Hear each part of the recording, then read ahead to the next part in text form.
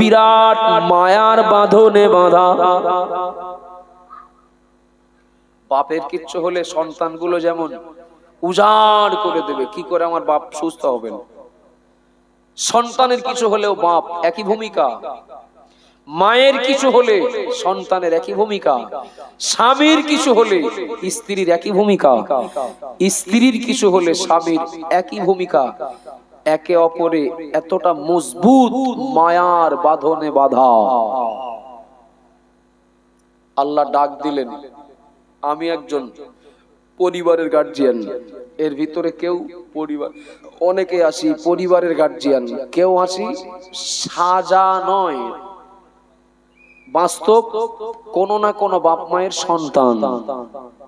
কথা বলেন বাবু? তাহলে এর ভিতরে আমরা যারা আছি কোন সংসারের কোন পরিবারের কেউ স্বামী, এখানে আমরা যারা আসি কারোর বা সম্পর্কের বাপ, এখানে যারা আসি কারোর সম্পর্কের সন্তান, এখানে যারা আসি কারোর সম্পর্কের হয়তো জামাই, কারো সম্পর্কের ভাই। আমরা প্রত্যেকেই একাধিক মায়ার বাঁধনে বাঁধা আছি না নেই? যে মানুষটার কিচ্ছু নেই, নিঃস্ব অসহায়, এর পরেও দেখেন তার আপনজন কেউ না কেউ আছেন। একে অপরের বিপদে ঝাঁপিয়ে পড়ি, কেউ রোজগার করি, কেউ বাজার করি, কেউ হসপিটালে নিয়ে যায়। এক একজন এক একটা দায়িত্ব নিয়ে পরিবারটা সুন্দরভাবে চালানোর চেষ্টা করছি। আব্বা জান বারা মনে গেলে আমার মা বোনেরা মনে রাখুন, আমি একজন মসজিদের ইমাম, আমি একজন ছোট হলেও কোন মাদ্রাসার পরিচালক, আমি একজন যোগ্য না হলেও অযোগ্য হলেও একজন বক্তা, আমি কারো স্বামী, আমি কারো আব্বা, আমি কারো সন্তান। আমার আল্লাহ যদি আমার ডাকেন বান্দা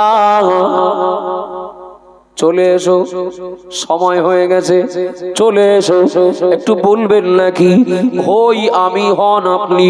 আল্লাহ যদি ডাকেন ওগো বান্দা চলে এসো, মুদিখানার দোকানে 500 টাকা বাকি, বলা যাবে নাকি আল্লাহ টাকাটা শোধ করে দিয়ে আসি? কথা বলেন না।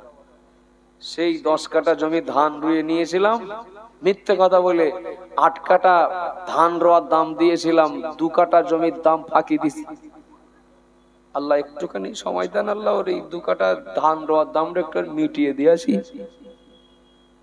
দোকানের সাটা তুলে বাড়ি এসেছিলাম পান্তা খেতে, কি সকালের খাবার খেতে। আল্লাহ বলেন বান্দা চলে এসো, সময় হয়ে গেছে। তো বলা যাবে আল্লাহ শাটারটা নামিয়ে আসি? একটু কথা বলেন না যে শাটারটা নামিয়ে দিয়ে আসি আল্লাহ, অন্তত আধ ঘন্টা পরে কি 1 ঘন্টা পরে যাচ্ছি। সংসার যে অবস্থাতেই পাতানো থাক, মালিকের ডাক পেলে সেই অবস্থাতেই হাঁটতে হবে। গুছিয়ে যাব ও সময় নেই। ওই বাচ্চারা কি সুন্দর খেলা করে, যেই ডাক পায় বাড়ির থেকে সব ফেলে তুই হাঁটে, সঙ্গে কিছু নিয়ে যায় না, আর পরে এসে ওই সংসার আবার করবে, এও কারোর মাথায় থাকেও না। কথা বলেন ঠিক না ভুল? কেউ মনে মনে ভাবছেন আমি বছর 2 বাদে নামাজ কালাম ধরবো, দাড়িটা রাখবো, ছেলের বলবো একটা পাঞ্জাবি কাটিয়ে দিতে, একটা তসবি কিনে দিতে। 2 বছর বাদে একটা নিয়াত করে রেখেছেন, সে 2 বছর এখনো আসেনি, তার আগেই ডাক পড়ে গেছে বান্দা চলে এসো বাড়ি হাঁটো। হয় না? হয় না বাবা? জোহরের নামাজ পড়লাম একসঙ্গে, আসরের নামাজে আসরের আজানের আগে ওই লোকটার নাম যখন মাইকে ঘোষণা হচ্ছে, বিশেষ ঘোষণা অমুক ব্যক্তি মারা গেছেন, জানাজার টাইম পরে জানানো হবে, কত মুসল্লিরা দিশাহারা হয়ে যান, স্বপ্ন দেখছি না তো, এই তো জোহরের নামাজ পড়লাম একসঙ্গে, এই তো সকালে চায়ের দোকানে একসঙ্গে চা খেলাম, এই তো মাঠ থেকে কাজ করে একসঙ্গে গল্প করতে করতে বাড়ি আসলাম। এরকম হয় না বাবা? হসপিটালে ভর্তি আছেন 1 সপ্তাহ, কঠিন অসুস্থ, মাইকে সকাল 10টায় মুয়াজ্জিন যেই বললেন আসসালামু আলাইকুম, কত লোক যে ওই হসপিটালে ভর্তি থাকা লোকটার মেরে ফেলবে তার ঠিক নেই, বলো সে দাদু মনে হচ্ছে মরে গেছে। সে অমুকের মা ভর্তি ছিল না, অমুকের বাপ ভর্তি ছিল না, ও বুঝতে হবে না বোঝা হয়ে গেছে, ও ভাবতে হবে না বোঝা হয়ে গেছে, মারা গেছে। দেখা যাচ্ছে হসপিটালের বেডে শুয়ে থাকা রুগী জানতো চলমান স্বাভাবিক জীবন যাপন করা, যথেষ্ট সুস্থতার সঙ্গে চলা লোকটার মৃত্যুর সংবাদ মসজিদের মাইকে ঘোষণা হচ্ছে। হয় না, হয় না বাবা? সম্প্রতি মক্কা থেকে মদিনায় যাওয়ার পথে হায়দ্রাবাদের 42 জন, কম বেশি হতে পারে, 42 জন ওমরা যাত্রী সম্পর্কে, স্বামী স্ত্রী ওই বাসে একসঙ্গে, বাপ বেটা ওই বাসে একসঙ্গে, এমনকি পোতা পুতনি বা নাতি নাতনি ওই সঙ্গে, এক পরিবারের 18 জন, মানে কি বাকি আছে কেউ? কথা বলেন না, সবাই একসঙ্গে বিমানবন্দরে পরিবার পরিজন সবাই আগে দিয়ে আসলেন। এই 15 দিন পরে 17 দিন পরে ওমরা শেষ করে বাড়ি আসবেন, সেই আনতে যাবে কারা, এয়ারপোর্ট থেকে নিয়ে আসবে কারা, সে গাড়ি বলাও রেডি, ড্রাইভারের বলে রেখেছেন অমুক দিন কিন্তু ফেরার ডেট, আর কারা কারা নিয়ে আসতে যাবেন তাদেরও বলা রেডি। কে জানেন? এই যে বিদায় দিয়ে যাচ্ছি, শেষ বিদায়, বাড়িওয়ালারা জানতেন, একটু কথা বলেন না, পাড়া প্রতিবেশী জানতেন, গ্রামবাসী জানতেন, ওনারাও কি জানতেন যে এই যে যাচ্ছি লাশটাও ফিরবে না? কথা বলেন, এই যে যাচ্ছি লাশটাও আর ফিরবে না। দুঃখের ভিতর দিয়েও একটু হলেও এটা আনন্দের, সকলের লাশগুলো জান্নাতুল বাকিতে দাফন করা হয়েছে। আল্লাহ তাদেরকে জান্নাতের উচ্চ মাকাম দান করেন, বলুন আমিন। একটু খুশি হয়ে বলেন না আমিন। আব্বাজান ভাইরা, মনে কি দিন আমি এবার একটা বাগিয়ে যাচ্ছি। দুনিয়ার জীবন আমাদের সকলের জন্য, ধনী হয়ে এই দুনিয়ায় জীবন কাটাই, আর দোকানদার হয়ে, ব্যবসায়ী হয়ে, চাকরিজীবী হয়ে, নেতা হয়ে, মোড়ল মাতব্বর হয়ে, উকিল হয়ে কিংবা ব্যারিস্টার হয়ে যে অবস্থায় দুনিয়ায় জীবন কাটায়, এটা তো বাচ্চাদের খেলনা নয়, শুধু সময়ের অপেক্ষা। আমার আল্লাহ কখন ডাকবেন, বান্দা চলে এসো, দুতলা বাড়ি ফেলে হাঁটতে হবে, ওগো বান্দি চলে এসো, পাতানো সংসার ফেলে হাঁটতে হবে, ও বান্দা চলে এসো, বিল্ডিং বালাখানা জল কর অট্টালিকা, বিল্ডিং বালাখানা জল কর অট্টালিকা, কিংবা সব কিছু ফেলে হাঁটতে হবে। বিশ্বাস করুন, অনন্তকাল জীবনের পথে সবাইকে আমাদের একদিন পাড়ি দিতেই হবে। আমার আল্লাহ ওই দিনটার কথা আমাদেরকে মনে করিয়ে দিলেন। ও বান্দা, ও বান্দি, ও ঈমানওয়ালা বান্দা বান্দি, মনে রাখো, আমি আল্লাহ তোমাদেরকে স্মরণ করাচ্ছি, দুনিয়ার জীবনে ক্ষণস্থায়ী সময়ে মায়ার বাঁধনে পরকালটা যেন ভুলে যেও না, হিসাব নিকাশ যেন ভুলে যেও না। আল্লাহ পাক পারলৌকিক জীবনের হাসরের ময়দানের ভয়াবহতা, কঠিন অবস্থা আল্লাহ একটা আয়াতের মধ্য দিয়ে আল্লাহ আমাদের কাছে একটা চিত্র তুলে ধরলেন। আল্লাহ পরিষ্কার জানিয়ে দিলেন, ইয়াউমা ইয়াকুমুর রূহু ওয়াল মালাইকাতু সাফফান লা ইয়াতাকাল্লামুনা ইল্লা মান আযিন। মহান আল্লাহ বললেন, ওই কঠিন কিয়ামতের দিন, ওই মুসিবতের দিনে আল্লাহ রব্বুল আলামিনের সামনে জিন, ইনসান, ফেরেশতা মণ্ডলী সবাই আসামির মতো দাঁড়িয়ে থাকবে, কারোর কথা বলারও অধিকার থাকবে না, জবান বন্ধ থাকবে। ইল্লা মান আযিন, কেবলমাত্র আমার আল্লাহ যাকে অনুমতি দেবেন ওই মানুষটাই কথা বলার পারমিশন পাবেন, ওই মানুষটা কথা বলতে পারবেন। ও বাবা জিরা মারা, মনে রাখো, মিজান, আমি পাল্লার কথা বলছি না, পুলসিরাতের কথা বলছি না, আমি জাহান্নামের কথা বলছি না। আমার আল্লাহ বিবরণ দিলেন কোরআনের মধ্য দিয়ে, আল্লাহ আমাদেরকে জানিয়ে দিলেন, বান্দা হাসরের ময়দানটা এত ভয়াবহ হবে, হাসরের দিনটা এতটা কঠিন দিন হবে। আল্লাহর সৃষ্টি জিন, ইনসান, ফেরেশতা মণ্ডলী সবাই আসামির মতো জবান বন্ধ করে দাঁড়িয়ে থাকবে। কে হাফেজ সাহেব, কে মৌলানা, কি পীর সাহেবকে, আমির সাহেবকে, নাজিম সাহেবকে, ফকির সাহেব সবাইকে আসামির মতো দাঁড়াতে হবে। আল্লাহ যাকে পারমিশন দেবেন সেই কথা বলতে পারবে। ও বাবাজিরা, ভাইরা, অমনোযোগী হন না। আমরা মানুষ, আমরা দুমুখ আসামি। একদিকে আল্লাহর আদেশ পালন করতে পারি না, পারি সব, আল্লাহ যা আদেশ সব পালন করতে পারি না। আল্লাহ যা নিষেধ করেছেন সব আমরা বাদ দিয়ে চলতে পারি না। হয়তো কিছু পালন করি আদেশ, হয়তো কিছু নিষেধ বাদ দিয়ে চলি, কিন্তু সব আদেশ পালন করতে পারি না, আর সব নিষেধও বাদ দিয়ে চলতে পারি না। তার মানে আমরা ছোট হই আর বড় হই দুমুখ আসামি না? আপনাদের অসুবিধা হচ্ছে নাকি? অসুবিধা হচ্ছে? আমরা দুমুখ আসামি না? আচ্ছা বলেন দিন, ফেরেশতাদের পাপ কতটা? ফেরেশতাদের অন্যায়, তাদের গোনা কতটা? জন্মলগ্ন থেকে, সৃষ্টিলগ্ন থেকে আল্লাহর ফেরেশতারা তো আল্লাহর ইবাদত ছাড়া আর কিছুই বোঝেন না। একটু সুবহানাল্লাহ বলেন, খুশি হয়ে বলেন না সুবহানাল্লাহ। একেবারে সৃষ্টিলগ্ন থেকে ফেরেশতারা আল্লাহর ইবাদত করছেন, করে যাচ্ছেন। তাদের ব্যবসা নেই, চাকরি নেই, তাদের চাষাবাদ নেই, বিয়ে শাদী নেই। আমাদের মতো বহুমুখী জ্বালা যন্ত্রণা তাদের মোটেও নেই। তারা আল্লাহর ইবাদত ছাড়া বোঝেন না।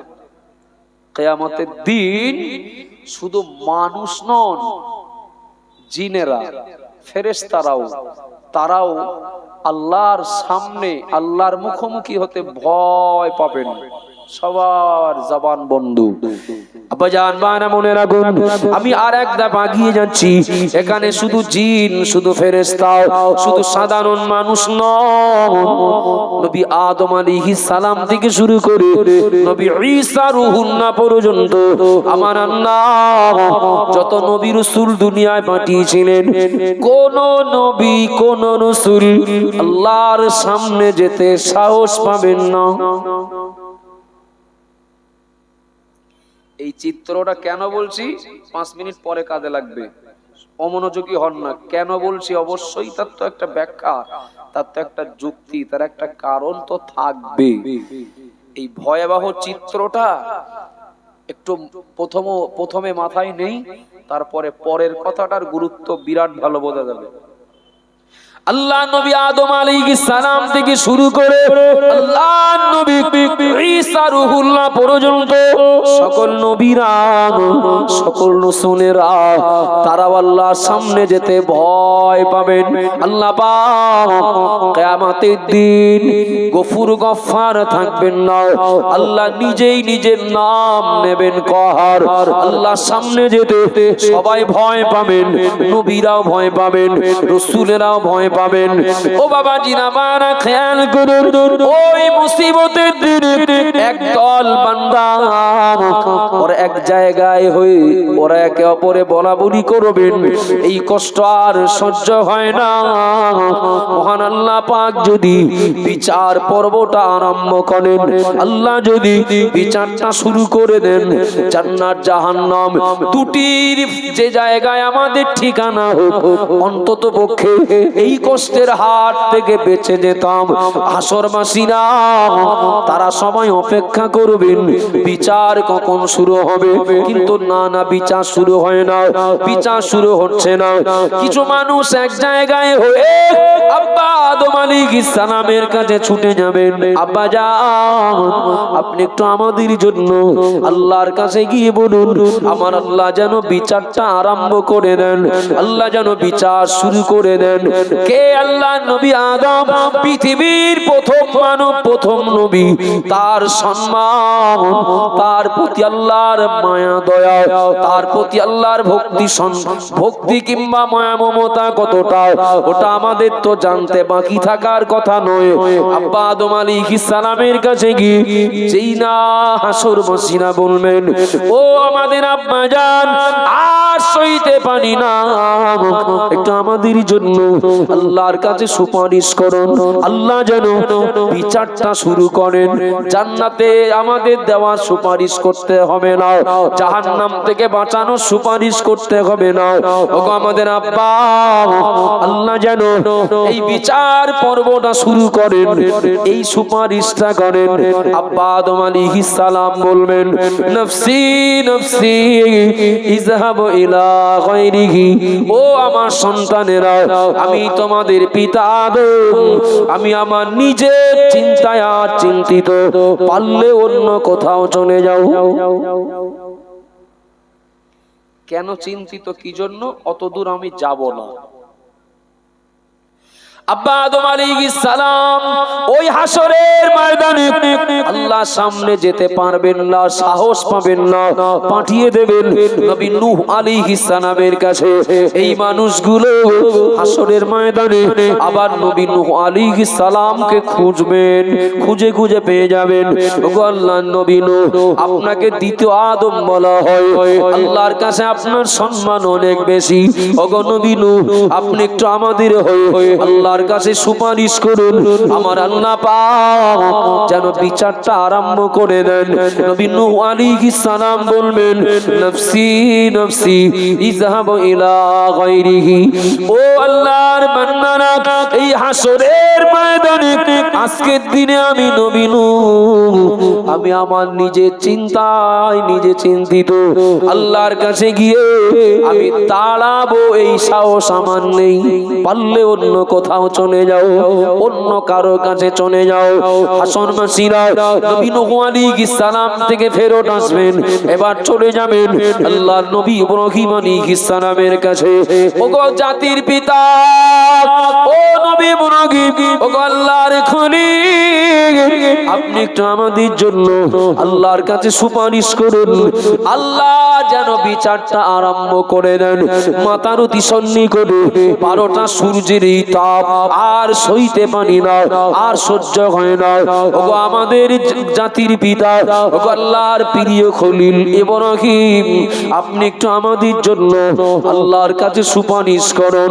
ইব্রাহিম নবী নিজেই বলবেন, নফসি নফসি ইযহাবু ইলা গায়রিহি, আমার নিজের চিন্তায় আমি নিজে চিন্তিত, পারলে অন্য কোথাও চলে যাও।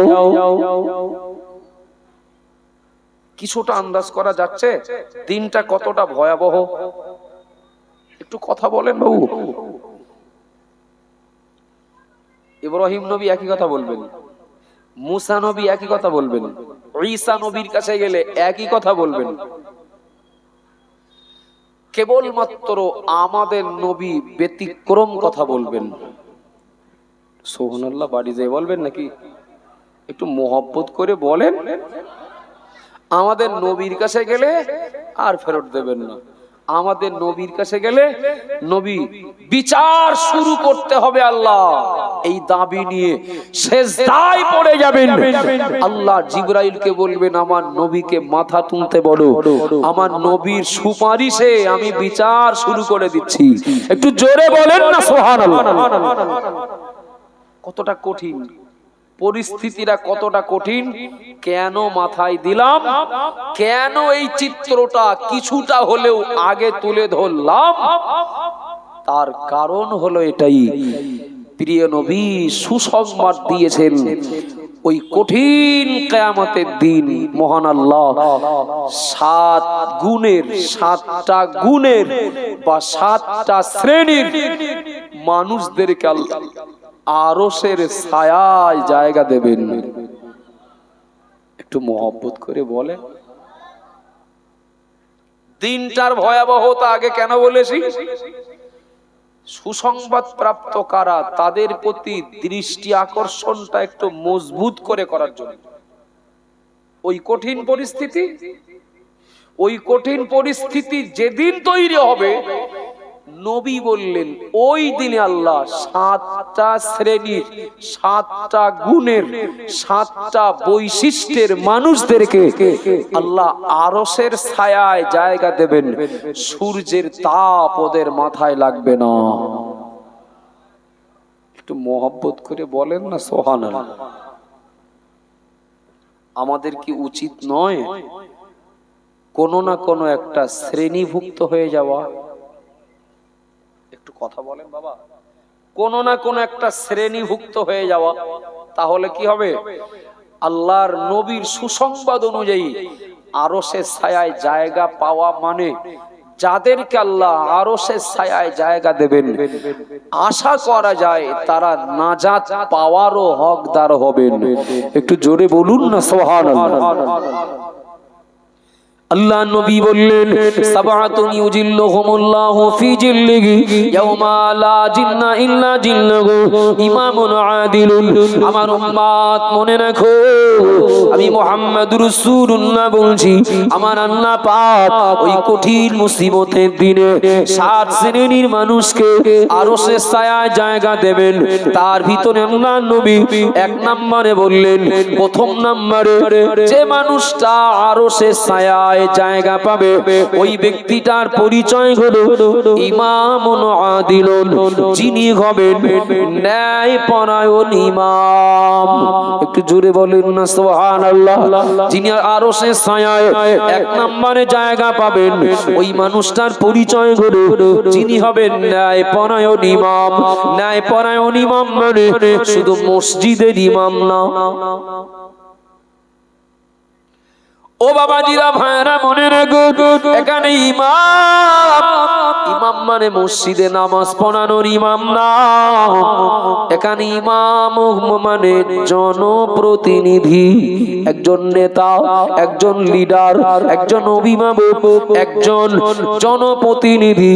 আল্লাহ নবী বললেন যে ইমাম, যে প্রতিনিধি, যে নেতা তার অধীনস্থ মানুষদের প্রতি ন্যায় বিচার করবেন।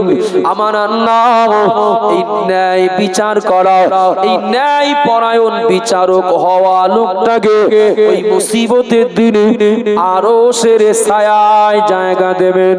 একটু জোরে বলেন না, একটু খুশি হয়ে বলেন না বাবা। এখানে আমরা যারা রয়েছি আমরা কিন্তু সবাই ইমাম। আপনি বলবেন তো কই, আমি তো নামাজ পড়াই না। কেউ বলবেন কই, আমি তো কোনোদিন মসজিদের সামনে ইমামের জায়গায় দাঁড়াই না। তো আমরা সবাই ইমাম। ন্যায় পরায়ণ যিনি, যার দ্বারা তার অধীনস্থ কেউ অবিচার বা যার দ্বারা তার অধীনের কেউ অধিকার থেকে বঞ্চিত হবেন না। যে ইমামের দ্বারা, যে লিডারের দ্বারা তার অধীনের কেউ অন্যায় ভাবে ফাঁসবেন না, অন্যায় ভাবে শাস্তি পাবেন না, অন্যায় ভাবে কোনো কিছু থেকে বঞ্চিত হবেন না। যার দ্বারা হক নষ্টের সম্মুখীন হতে হবে না। এক কথায় যে মানুষটা তার অধীনে থাকা সবার প্রতি ন্যায় বিচার করেন, এই ন্যায় বিচার করা লোকটাকে আল্লাহ তার প্রতি খুশি হয়ে আরশের ছায়ায় জায়গা দেবেন। একটু খুশি হয়ে বলুন না সুবহানাল্লাহ। ও বাবাজিরা ভাইরা মনে গেলেন, যিনি গার্জিয়ান তিনি হলেন তার পরিবারের ইমাম। কথা ঠিক না বলুন? যিনি মেম্বার তিনি হলেন তার বুথের মানুষদের ইমাম। যিনি প্রধান তিনি অঞ্চলের মানুষদের ইমাম। যিনি একজন এমএলএ তিনি তার বিধানসভার মানুষদের ইমাম, অর্থাৎ নেতা, প্রতিনিধি। ও বাবা জিরা মায়েরা মনে রাখুন, যে মানুষটা শিক্ষক তিনি ছাত্র ছাত্রীদের ইমাম। ভুল বলছি নাকি? 0 থেকে শুরু করি। আমি পরিবারের গার্জিয়ান, আমি বাপ। আর আমার ডিউটি হলো, আমার দায়িত্ব হলো, আমার ছেলে, আমার মেয়ে, কি আমার স্ত্রী, আমার পরিবারে যারা আছে তাদের প্রতি আমার ন্যায় বিচার করা। ন্যায় বিচার করা মানে এই না ওদের সবার 5 বিঘে করে জমি লিখে দেওয়া, না থাকলেও চুরি করে হলেও দিতে হবে, নিয়মটাই না, ব্যাখ্যাটা এই না বাবা। আমি বাপ সন্তান সন্ততি বা কারোর প্রতি যেন অবিচার না করি। আমার 1 বিঘা জমি আছে, আমার 2টো ছেলে মেয়ে আছে, যার যেটা পাওনা তার যেন সেটা দেই। আপনাদের অসুবিধা হচ্ছে নাকি? একটু সারা শব্দ না দিলে না সন্দেহ হয় কি আমার উপরে কোনো পুরনো রাগ টাগ আছে কি, তা কি জানি। রাগের আগে কিছু বলছে না, তুমি নামও তারপর ব্যবস্থা করবে নি, ভয় লাগবে তো। কত বাপ এইরকম রয়েছেন, কত বাপ এখনো এহ জগতে আছেন, পর জগতে যাননি। জমি জায়গা যা ছিল সব ছেলেদের নামে লিখে দিয়েছেন, মেয়েগুলোকে বঞ্চিত করেছেন। হ্যাঁ, কিংবা পাওনা ছিল মেয়ের যতটা, ওই নামে মাত্র কিছু দিয়েছেন, 16 আনা তার ভাগের ভাগ বুঝে দেননি। এমন কত বাপ আছেন না নেই? বাপ ভরসা করে বড় ছেলেটার ঘাড়ে দায়িত্ব দিয়েছেন, খোকা তুই একটু লেখাপড়া জানিস, তোর আর ভাই বোনেরা তো অত জানে না বোঝে না, তা আমি তোর উপর দায়িত্ব দিচ্ছি খোকা, তুই সবার ঠিকঠাক করে দিস। কবে আমার লিখতে যেতে হবে রেজিস্ট্রি অফিসে, আমার বলবি কাগজপত্র তুই ঠিক করে রাখবি, আমি যাব সই করব চলে আসবো। রাস্তার ধারে 10 কাঠা জমি ছিল, অন্তত কম হলেও তার 50 লাখ টাকা দাম। বড় খোকা ওটা নিজের নামে করে নিয়ে কাগজপত্র রেডি, শুধু সইটা করলি হবে। আর বাদ বাকি যা খানা গর্ত ওই বিলির মাঠের দিকে কিংবা মেঘ ডাকলে বুড়ে যায়, এইসব জমিগুলো সব ঠিকঠাক করে ভাগ, ওতে ও ভাগেও বলো বড় ছেলে 1 ভাগ পাবে, আব্বা সই করো।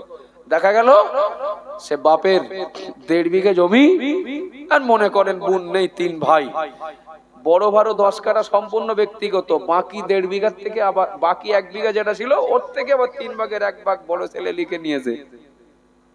হয় না? হয় না? আচ্ছা, এই সর্বনাশ করে যদি প্রত্যেক বছর একবার করে হজ করতে যাই, হ্যাঁ কথা বলেন না, এই সর্বনাশ করে যদি বাপ জেনেও এই সর্বনাশ করে যদি প্রতি বছর একবার করে ওমরা করতে যান, এই ছেলেটা যদি তাহাজ্জুদের নামাজ পড়া ছেলে হন, হ্যাঁ হয়তোবা জামার কলার ধরে ছোট ভাইরা কি বোনেরা কি বোনাইরা আদায় করে নেবেন না বড় ভাই বা বড় শালা বাবুর কাছ থেকে, হয়তোবা জামাই বা মেয়েরা বাপ বা শ্বশুরের জামার কলার ধরে ভাগের ভাগ আদায় করবেন না, তবে ওটা বলো দেনা থাকলো। কি ভুল বলছি নাকি? ওটা বলো দেনা থাকলো। যদি কোনো বাপের দ্বারা সন্তানের অধিকার নষ্ট হয়, নামাজ 10 মিনিট পরে পড়বেন, ওটা আল্লাহ যদি মিস হয়ে যায়, যদি যদি যদি নামাজটা পড়া না হয়, আল্লাহ চাইলে মাফ করে দেবেন। কিন্তু কারোর 10 টাকা যদি ফাঁকি দিয়ে রাখি আর ওই পরিশোধ না করার আগেই যদি মরে যায়, হয়তো 1 ওয়াক্ত নামাজ কাজা করলে আল্লাহ মাফ করতে পারেন, কিন্তু ওই 10 টাকা বুঝে দেয়নি, কিয়ামতের দিন যদি ধরেন পাওনাদার, কপালে বড় দুঃখের কুল কিনারা থাকবে না। কথা বলেন না বাবা। কত বাপ রয়েছেন, কত ভাই রয়েছেন, তারা কঠিন ভাবে আসামি, ভাই বোনের হক নষ্ট করেছেন, বড় ভাই ছোট ভাইয়ের হক নষ্ট করেছেন, বাপ ছেলের প্রতি একরকম বিচার, মেয়ের প্রতি আর এক রকম বিচার করেছেন, ছোট ছেলের প্রতি একরকম বিচার, বড় ছেলের প্রতি আর এক রকম বিচার করেছেন।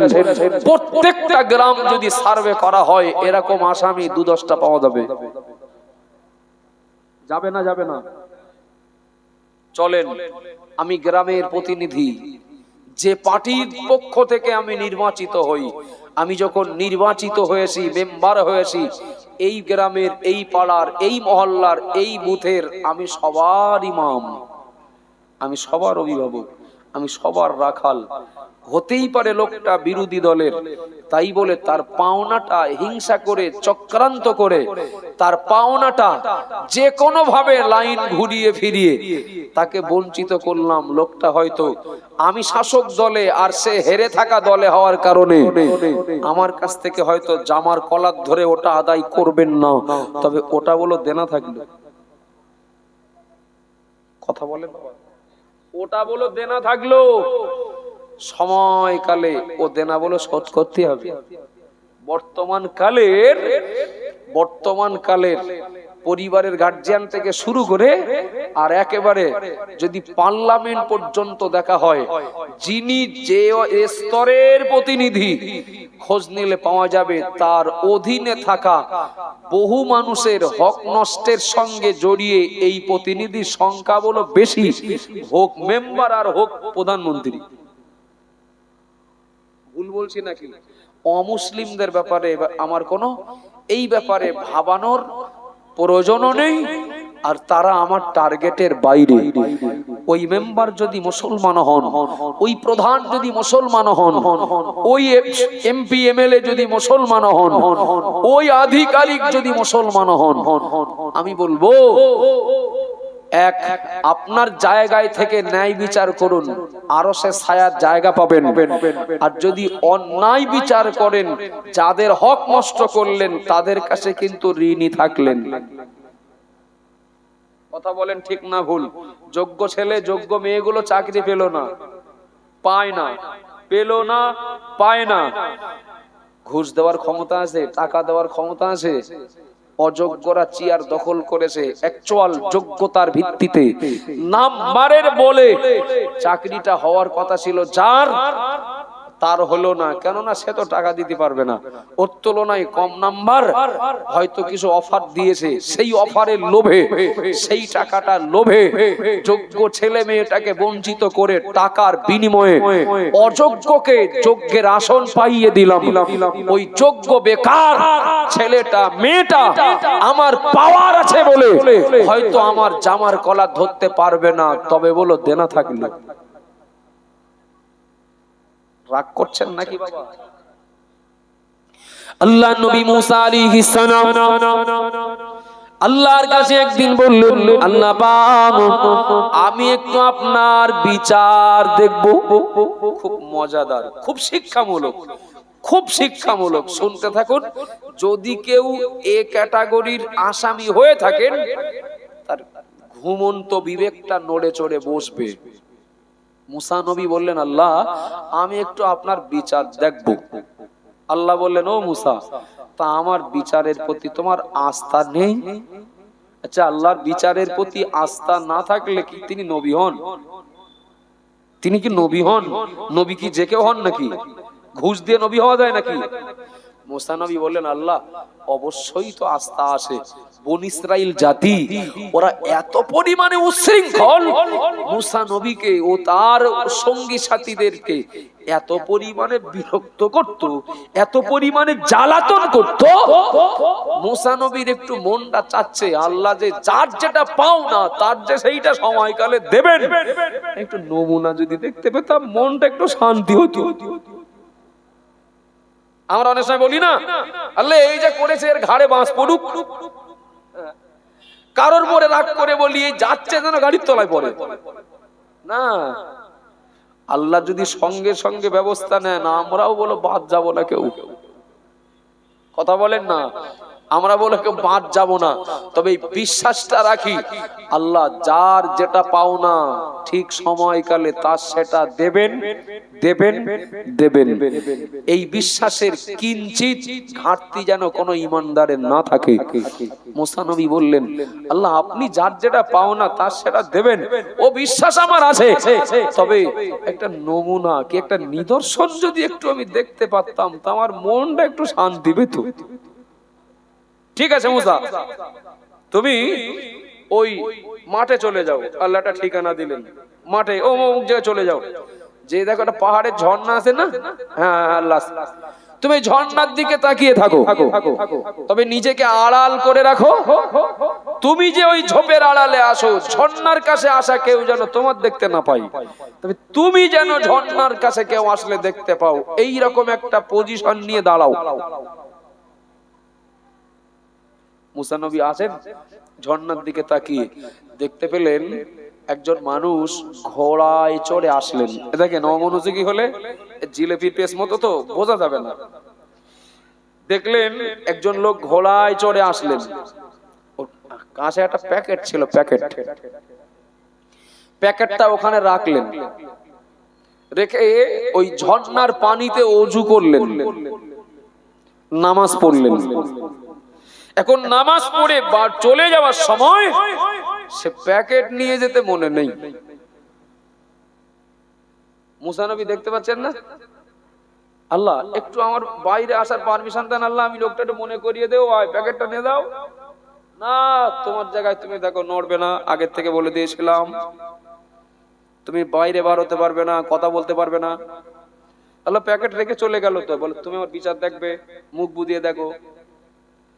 আল্লাহ নবী মুসা আলাইহিস সালাম দেখলেন আর একজন বান্দা, তিনি ওই ঝর্ণার কাছে আসলেন, ওযু করলেন, নামাজ পড়লেন, চলে যাওয়ার সময় দেখতে পেলেন একটা প্যাকেট পড়ে আছে।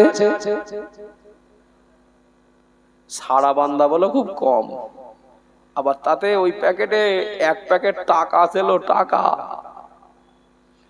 লোকটা নামাজ পড়ে টাকার প্যাকেটটা নিয়ে বাড়ি চলে গেলেন, বিরাট আনন্দ, এক প্যাকেট টাকা পেয়েছি।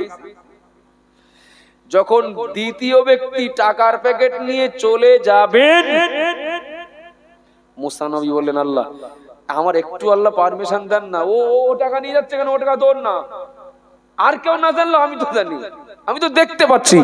রেখে যাওয়া লোক আলাদা, তো রেখে গেছে তো সে আগের লোকটা, আর নিয়ে যাচ্ছে এই লোক, আমি তো জানি এ টাকা এর না। আল্লাহ বলেন মুসা ঠান্ডা হয়ে থাকো, বার হবে না, তোমার দেখার কাজ দেখে যাও, কিছু বলতে পারবে না। মুসা নবী চুপচাপ রইলেন। দেখলেন একজন অন্ধ ব্যক্তি লাঠিতে ভর দিয়ে ইশারায় ঝর্ণার কাছে এসে সবে লোকটা দাঁড়িয়েছেন, আর সেই প্রথম নম্বরে সেই লোকটা এসে হাজির। তার বিশ্বাস এত মজবুত, এই তো গেলাম আর এই আসলাম, এর মাঝখানে এই লোক ছাড়া কেউ আসেনি। বোঝা যাচ্ছে নাকি? এর মাঝখানে এই লোক ছাড়া আর কেউ আসেনি। এই টাকার প্যাকেট কই? তো অন্ধ লোক প্যাকেট কোথা থেকে জানবে? শুনছেন নাকি বাবু? আপনাদের কি এসআইআরে কি নাম বাদ যাবে এরকম ভয়টাই আছে নাকি? বলেন দিন, ঠিক একটু চাঙ্গা হয়ে বসেন না, তাকবীর দেন, দিন নারায়ে তাকবীর। যদি মনে করেন যে নাম বাদ গেছে কি যেতে পারে এই জন্য মন খারাপ, তাহলে আমি আর কথা বলবো না, শোক পালন করেন। আর যদি মনে করেন না পিছন টান নেই, আমরা ফেরেশ আছি, এসআইআর প্রত্যেকদিন একবার করে হয় হোক, তাহলে একটু সেইভাবে একটু বসে থাকেন। আলহামদুলিল্লাহ, অনন্তপুর গ্রাম আমার কাছে কি অপরিচিত? এখানে অনেকেই আসেন, আমি মুখ চিনি, চেহারা চিনি, একবার না বহুবার দেখেছি, বহুবার দেখে চিনে রেখেছি। চলেন, মুসা নবী দেখলেন অন্ধ লোকটার উপরে প্রথম লোকটা চড়াও হচ্ছে। এই বেটা, এই প্যাকেট যদি না দাও তাহলে বলো আমি এই তলোয়ার দিয়ে তোমার মুন্ডু কেটে নেব। কাছে ছিল তলোয়ার, উনি হলেন ওই পিরিয়ডের একজন বাদশা, কাছে সব সময় আত্মরক্ষার জন্য তলোয়ার থাকে। যদি প্যাকেট না দাও তাহলে এই তলোয়ার দিয়ে তোমার মাথা, তোমার দেহ আলাদা করে দেব। আল্লাহ নবী মুসা আলাইহিস সালাম ঝোপের আড়াল থেকে আল্লাহকে বলেন, আল্লাহ আমি একবার যদি বাইরে বার হই সব সমস্যা মিটে যাবে, শুধু একবার বলবো ও গো বান্দা এ লোক নেইনি আমি জানি, এই কথাটা বললেই সব সমস্যা আল্লাহ মিটে যাবে। তা না হলে তো মাথা নেলো বলিয়ে, ওটা খুন করলো বলে। আল্লাহ বললেন মুসা তুমি তোমার জায়গায় দাঁড়িয়ে থাকো, তুমি বাইরে আসতে পারবে না, কিছু বলতে পারবে না। মুসা তুমি আমার বিচার দেখবে, তুমি আমার বিচার দেখে যাও, পার হতেও পারবে না, কিছু বলতেও পারবে না। প্রথম লোকটা পিড়াপিড়ি শুরু করলেন, হয় টাকার প্যাকেট না হয় মুন্ডু নেব। এই যা শুনলেন তাতে করে কি মনে হচ্ছে ও লোকটা কি টাকার প্যাকেটের খবর রাখে? এখন টাকার প্যাকেট দিতে পারেনি লোকটা কি পারেননি? তলোয়ারটা বার করে ঘাড়ে গলায় একটা কোপ মারলেন বাদশা, মাথা একদিকে দেওয়ার একদিকে। আচ্ছা, এই পর্যন্ত যা শুনলেন তাতে করে বিচারটা কি ঠিক হয়েছে? কথা বলেন, বিচারটা কি ঠিক হয়েছে মনে হয়?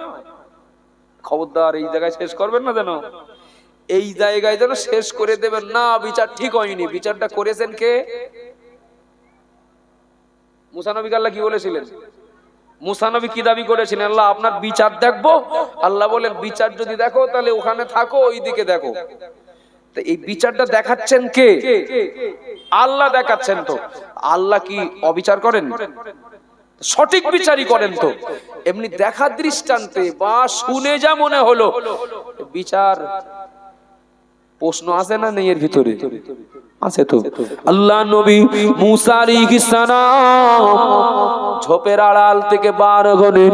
আল্লাহ পাক, আমি বিচার দেখতে চেয়েছিলাম, কিন্তু বিচার দেখতে চেয়ে প্রশ্ন তো আরো বেড়ে গেল। ও রব্বুল আলামিন আল্লাহ, আমি সচক্ষে দেখেছি টাকা রেখে গেলেন একজন, নিয়ে গেলেন আরেকজন, আর নিরীহ অন্ধ মানুষটা কিছুই খবর রাখেন না। তার হত্যা হয়ে যেতে হলো।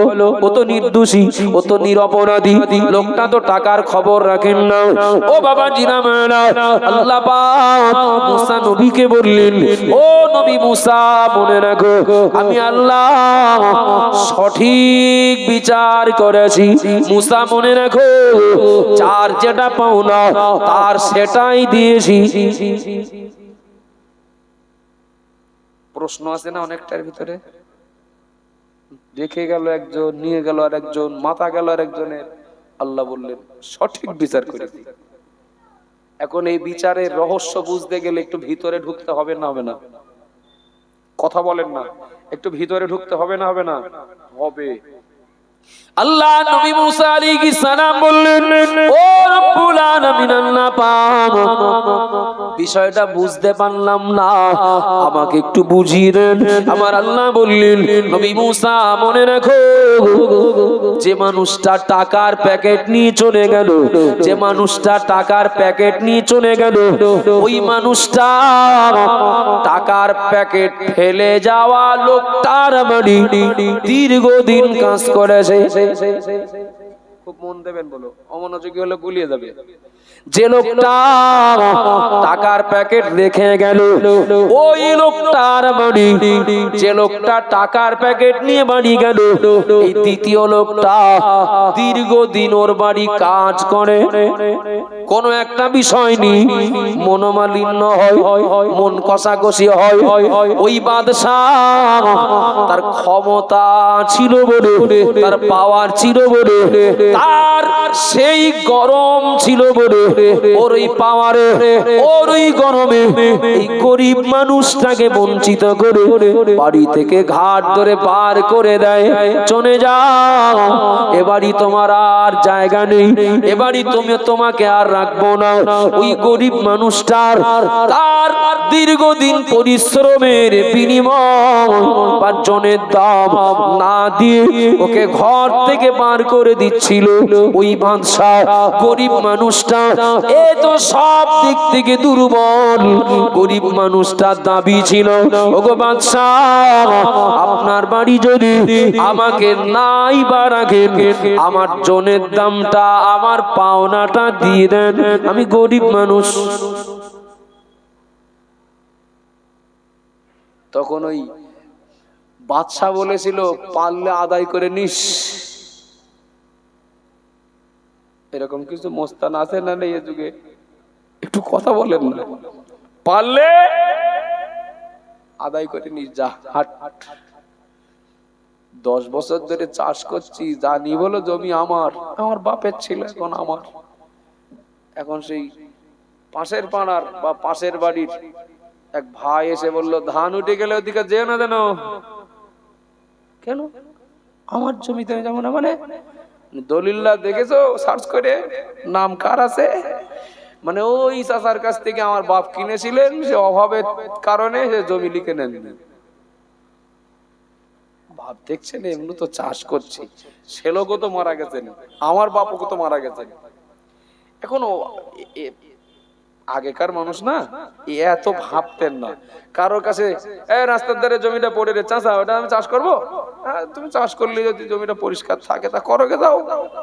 এখন চাষ করতে দিয়েছিলেন, কদিন পরে জানা যাচ্ছে সে জমি তার। উড়ন্ত কথা বলছি আমি, উড়ন্ত কথা বলছি। ভালোবেসে চাষ করতে দিয়েছিলেন, পরে জানা যাচ্ছে সে জমি আর চাষার নেই, সে জমি সে ভাইপোর হয়ে গেছে। কত মানুষ জমিদার ছিলেন, প্রচুর সম্পদের মালিক ছিলেন, কিন্তু আজ তার ছেলেদের ঘর বাঁধার জায়গা নেই। আছে না নেই? ঘর বাঁধার জায়গা নেই।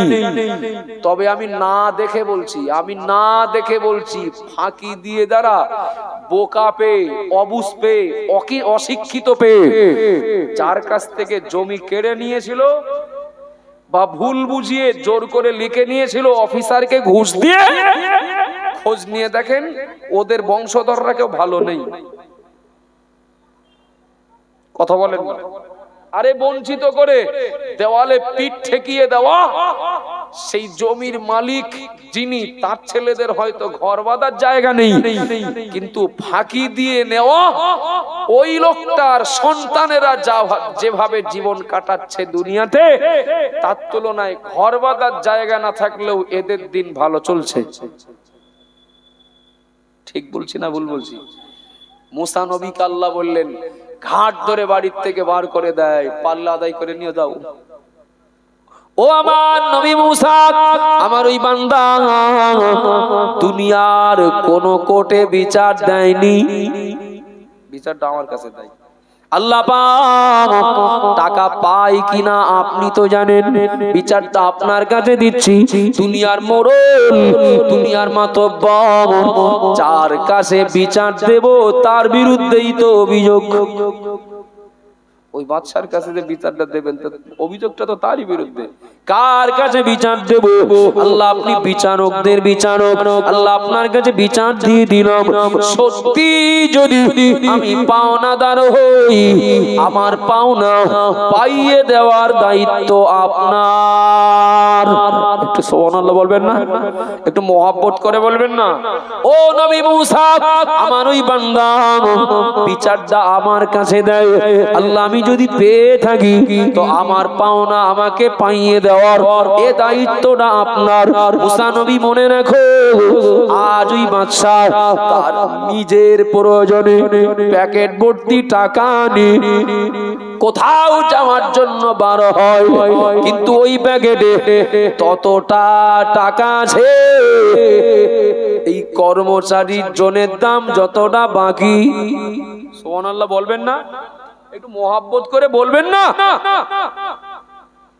এর জনের দাম যতটা বাকি, ওই প্যাকেটে টাকা ততটাই ছিল। আমি তোকে অন্য মনস্ক করে দিলাম, প্যাকেট রেখে হাট, প্যাকেটটা রেখে দেয়। ও প্যাকেট রেখে চলে গেল, আর যে ব্যক্তি প্যাকেট নিয়ে বাড়ি গেল না, ওর আনন্দ করার কিচ্ছু নেই। ওরে সেই বাকি যে সেই জনের দাম আছে না, ওই জনের দাম তো আমি আল্লাহর পাইয়ে দিলাম। একটু সুবহানাল্লাহ বলেন। আনন্দ করার কিচ্ছু নেই, ওরে ও টাকা ওর। বাদশার বাড়ির থেকে টাকা আদায় করে নিয়ে আসবে, তো সে ক্ষমতা নেই। বিচার তো আমার কাছে দিয়েছে, আমি আল্লাহ ওই ওর টাকা ওর পাইয়ে দিলাম, কিন্তু টাকা পাওয়া লোকটাও জানে না এই সেই আমার জনের দাম, আর গেল যার সেও জানে না জনের দাম আল্লাহ আদায় করে নিয়েছেন আমার কাছ থেকে। সুবহানাল্লাহ বলেন। ও মুসা, বিচার ঠিক আছে তো? আল্লাহ জিজ্ঞাসা করছেন, মুসা বিচার ঠিক আছে তো? আল্লাহ আপনার কুদরতি কারিশমা, আপনার কুদরতি লীলা খেলা, এ তো বোঝা বড় দায়। আল্লাহ তবে আপনার কাছে আমার আর একটা জানতে চাওয়ার, পাওনাদার তার টাকা নিয়ে বানি গেল বাদশা, সে হলো মনিব, মনিবের কাছ থেকে জনের দাম কর্মচারীকে পাইয়ে দিলেন আল্লাহ পাক। কিন্তু অন্ধ লোকটা কি করলো? অন্ধ লোকটা কত টাকার বিষয় জানেই না, ও তো প্যাকেট দেখিনি, চোখে তো দেখতেও পায় না, ও তো ইশারায় ইশারায় ইশারায় ইশারায় ওই ঝর্ণার কাছে গেল। আমি তো দেখেছি, আমি সচক্ষে দেখেছি। আল্লাহ, অন্ধ লোকটা তো দোষ করেনি, অন্ধ লোকটা তো টাকা নেয়নি, অন্ধ লোকটা এই বিষয়ের সঙ্গে তো জড়িত না। ও রব্বুল আলামিন, নিরীহ অন্ধ মানুষটার কেন হত্যা হতে হলো? ও তো টাকা নেইনি। আল্লাহ বললেন, মুসা, ওই অন্ধ মানুষটা টাকা আজ হয়তো নেইনি, তবে আগে নিয়ে রেখেছে। বোঝা যাচ্ছে কিছু নাকি? আজকে নেইনি, ও আগে নিয়ে রেখেছে। আল্লাহ, বিষয়টা যদি আমাকে একটু বলতেন তাহলে মুসা নবীর পক্ষে আরো বিষয়টা ক্লিয়ার হতো। আল্লাহ, মুসা, এই যে বাদশার প্যাকেট কর্মচারী নিয়ে গেল না, এই বাদশার বাপের বডিগার্ড ছিল ওই অন্ধ লোকটা। শুনছেন না? মনোযোগী হচ্ছেন বাবা? শুনছেন তো? এই বাদশার বাপের বডিগার্ড ছিল ওই অন্ধ লোকটা। আপনি বলবেন অন্ধ লোক আবার বডিগার্ড হয়? অন্ধ লোক যখন বডিগার্ড ছিল তখন অন্ধ ছিল না। দোহারা, লম্বা চওড়া বীর পুরুষ, বিশ্বাস করে এই বাদশার বাপ ওই লোকটাকে বডিগার্ড হিসেবে রাখে। কোন একদিন এই বাদশার বাপ প্যাকেট ভর্তি টাকা নিয়ে বডিগার্ডকে সঙ্গে নিয়ে কোথাও যাচ্ছিল। বোঝা যাচ্ছে নাকি বাবু? ফাঁকা মাঠ পেয়ে, ফাঁকা জায়গা পেয়ে বডিগার্ড চিন্তা করলো, তাই তো বাদশার যদি খুন করে দিতে পারি, টাকাগুলো নিয়ে বাড়ি দেওয়া যাবে।